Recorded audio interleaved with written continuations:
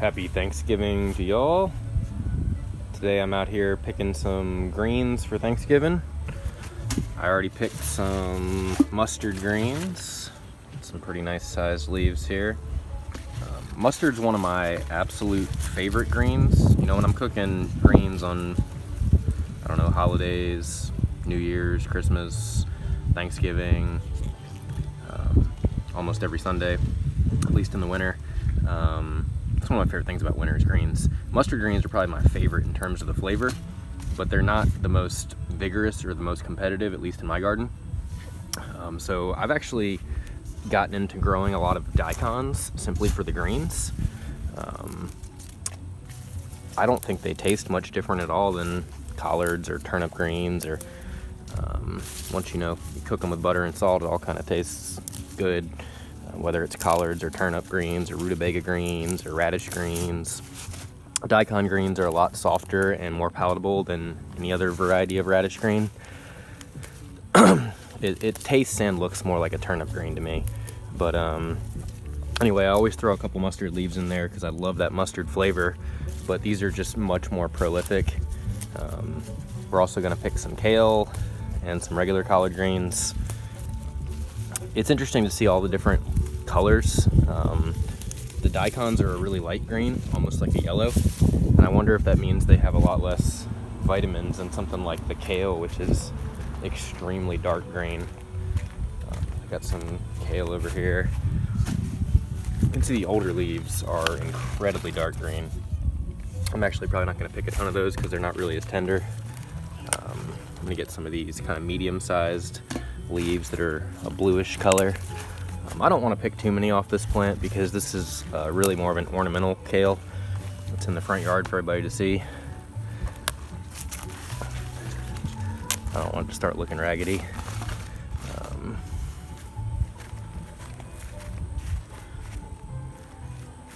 Yeah, I got plenty of greens now. That's a little bit of a challenge in the summer because it's too hot for most greens here in the summer, at least the traditional types of greens. And then as we get into fall, you start to see all kinds of caterpillar holes in them, which is not fun either. I don't know how these daikons ended up in this gigantic clay pot. I definitely don't want to devote a huge, really nice clay pot to something as vigorous and largely unimportant as daikons, because they're all over the yard. They'll grow in the crappiest of soils. They're not picky. I guess these seeds just kind of spilled in here at some point. So I do want to get all of these out of here. But yeah, maybe we'll do a quick little Thanksgiving garden tour. The last garden tour was a disaster because despite the fact that I always film in landscape, sometimes when I upload it to YouTube, it turns into portrait. And in the old YouTube studio, there was a feature to rotate video after it was uploaded, and they've since done away with that feature, which is really unfortunate. But if I notice that the video has incorrectly uploaded, sometimes I can download it, run it through a video editor, make sure that it's in landscape, and then upload it again.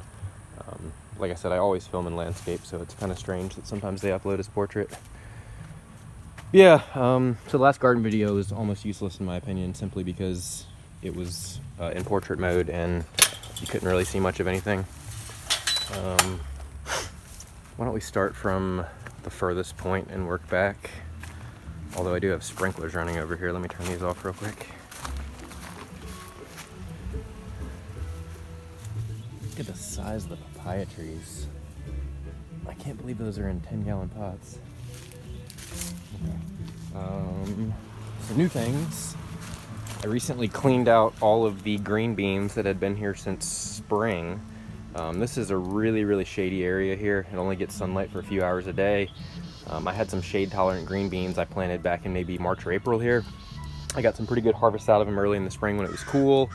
Then it got way too hot by about May. They didn't produce a single bean from like May to September. They made more vines and climbed the shed, but they didn't produce because it was too hot. I ended up just leaving them in the ground, and then come October, when temperatures started to cool down, they started cranking out green beans, and I got some 2 or 3 really good harvests for cooking, and then I let a bunch of them go to seed, and I have green bean seed for next year. It's kind of interesting though, I had planted 2 different varieties in here, and the seed that I got back didn't look like either of them. So haven't figured that out yet. Oh, there's still one here. So yeah, I planted a green bean called Seychelles, which I think I took a recommendation from Rusted Garden, Gary's channel. He mentioned the All-American Selections winner. I think he grew it one year. It was called Seychelles or Seychelles. Really nice green bean. And it was like a small, thin white bean when I planted the seed. And then I also had just regular standard, like, I want to say they were Kentucky Wonder or just some old-fashioned whole bean in here. And the seed I got back is not a small white bean like a Seychelles. It's also not a Kentucky Wonder style. It's, I didn't think crosses made hybrid seed in the first year, but maybe. Yeah, it's kind of a speckled bean now, so that's cool. Anyway, lots of random sweet potato vines over here. Still haven't tried to harvest any of those. The sweet potatoes have climbed the fence and have made some seed. There's some leeks and garlic left over from last year. In that bucket, some carrots, dill in here with some peppers. Got both some shishitos and some bells in here. Got a bunch of arugula that I planted too early in these huge fabric pots that isn't really doing well because it's not cold enough yet. One of the weird things about my phone is if I'm filming a video and someone calls, it immediately just cuts off the video without even giving me the option to decline the call. Anyway, where were we? I was showing these sweet potato vines that have made some seed. I'm going to save that for next year. Small little lemon tree that needs to come in the house in a couple weeks. Bigger lemon tree that might be alright out here. I was talking about the arugula and the fabric pots that's probably still struggling simply because it hasn't gotten cold enough. Got some sunchokes in this pot that are ready to harvest. Quite a lot of peppers in here. A lot of times they end up getting eaten by birds and stuff or rot before I have a chance to pick them. But those are some shishitos. There's burgundy bells back here. There's a nice little dill plant. Another dill plant. Lemon tree. Got some eggplants. I'm letting this one go to seed, although that might be past seed prime now. These are the cool little Casper eggplants. I like these. Nice bell peppers. This has been the craziest year for bell peppers I've ever had. My first year really bothering to do them seriously, and I've probably harvested 600-700 bell peppers this year. Got some onions in this plot that was collard greens last year. Still fighting the dollar weed really hard over here, but you can see I've tarped all around it, and I got some cover crops, some daikons in here. I'm hoping the onions will fight off the dollar weed invasion, especially as it gets colder. Oh, this branch broke and a bunch of the purple bell peppers look like they rotted. That's unfortunate. I don't honestly think I'm going to grow the purple variety again. In the purple stage, it doesn't particularly taste great. You got to let them ripen to red, and half the time something happens to them before they have time to turn red. I like the burgundy bells better. They start green. You can harvest them green. You also get a lot of them that are burgundy. This is a giant vining zucchini. I want to say the Italians call this like trombosino or something like that. Much cooler than a regular zucchini in my opinion, simply because it vines out like a pumpkin. I might need to go ahead and harvest that fruit I just showed y'all, even though it's small.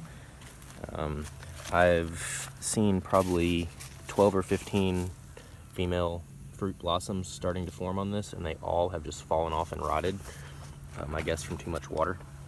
But this is probably a 20-foot long vine now. You can see it starts, the tip is here, and it's all the way back. It's actually anchored. Its root system is in this raised bed way back here. Haven't got a whole lot of fruits off my tropical dwarf tamarillo fruit trees lately, but you can see there's some really nice orange fruits up here. Need to get those before the birds do. The loquat, this is actually 2 loquat trees stuck together. This is its first year flowering. This has probably doubled in size in the last year. I want to say I planted this maybe 5-6 years ago. The honeybees are just out here loving it. I don't know whose honeybees these are, but somebody who has a hive is very lucky. Getting all my nice loquat honey. It's probably like a wild hive though. I don't know. Hard to say. I let all this burgundy ochre go to seed. I should be out here picking it, but I decided just to let it go to seed. You can see how tall some of those are there. Nice big burgundy ochre pods. They'll be seed for next year. I think I've shown you all this bell pepper plant before. So yeah, the base of that vining zucchini is somewhere in here, buried under these sweet potato vines. This was supposed to all be garlic this winter, but you can see the sweet potato vines have completely taken over the garlic patch. I don't even know where these vines came from. This is my first year growing sweet potatoes, and I really wasn't prepared for how they were just going to absolutely spread everywhere and take over everything. And then come harvest time, it's really difficult to find where there's edible roots to dig. I keep seeing all these avocado trees popping up now that, I mean, they didn't just pop up. They probably germinated a few months ago, but now that a lot of stuff's starting to die back with the cooler temperatures at night, these are starting to get some more light. The tomatoes are finally setting fruit. I haven't really seen fruit on my tomatoes since April, May. The summers are just too hot, and now they're finally starting to fruit now that we're getting night times in the 40s. But we're about to have a frost in 2-3 weeks, possibly as soon as Tuesday. So all the tomatoes, all the potatoes, all the peppers, all that's going to get nuked when we have a frost pretty soon. I didn't bother to build a greenhouse this year, as y'all can see. We only are at risk of frost for about 90 days out of the year, and building a greenhouse is a lot of work. And the other downside to it is if you overwinter summer plants like tomatoes and peppers, you can potentially bring diseases in next year. I might drag a few prized peppers into the house and let them sit in my sunroom, but I'm really just gonna have a lot of stuff that dies this year.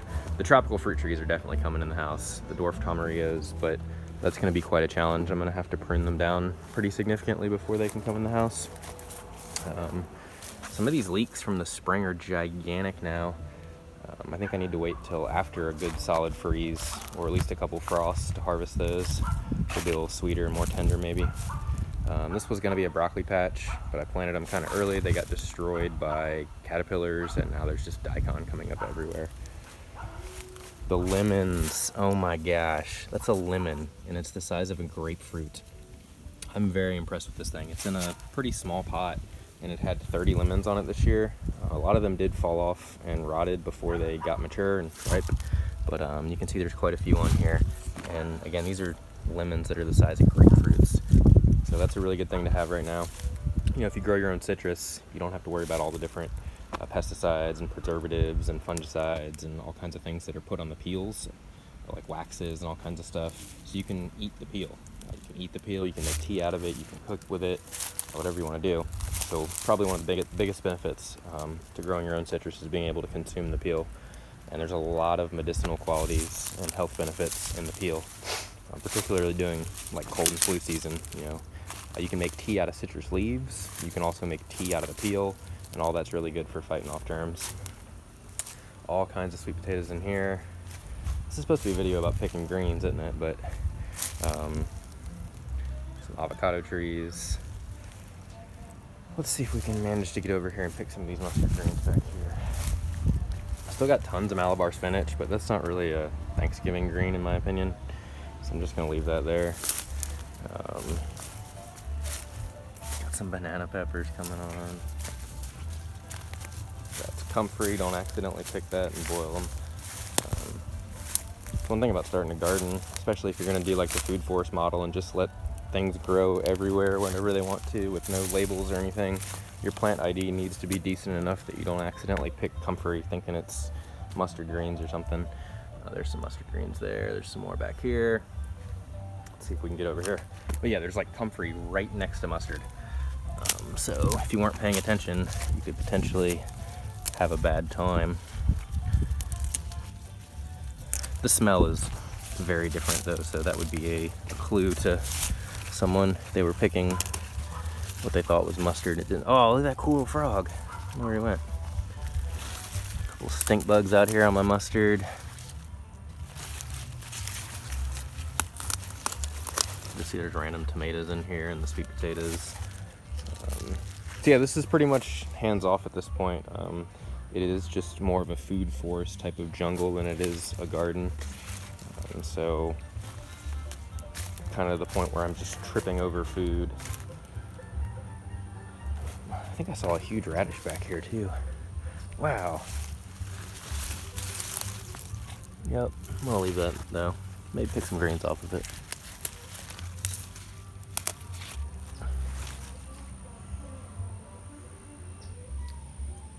The mosquitoes are out. November 26th, and I'm getting destroyed by mosquitoes out here.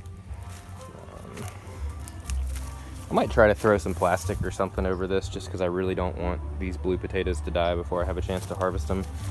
The blue potatoes are just really pretty. What have we not looked at? There's some nice tomatoes. Tangerines.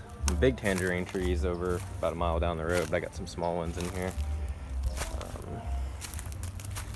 Look at all that dill. It'll be for dill pickled radishes in the winter. Dill and leeks, dill and leeks, dill and leeks, dill and leeks. Still got trays and trays of onions and Brussels sprouts and more onions I need to plant. One sad little broccoli plant over here, tall and skinny because it's in the shade. Some dill and leeks. Here's my pot full of greens. The kale and the collards and the mustards. The daikon greens. Got some more peppers. And a little collard that was struggling. I think I'm going to plant all this stuff with onions too. You can see there's onions in here and onions in here with the spinach and cilantro. Get some more of these daikon greens.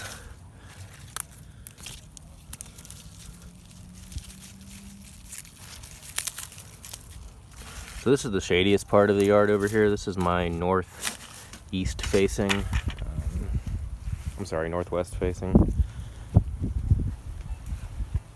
All kinds of little kales that need to go in the ground. Potatoes. The most prolific pepper plant I've ever grown. This thing was only in a 5-gallon bucket and it cranked out probably 300 to 400 shishito peppers this year. Even though it's not even in the sun, which is kind of strange. More daikon greens. These are the fastest growing greens I think I've grown.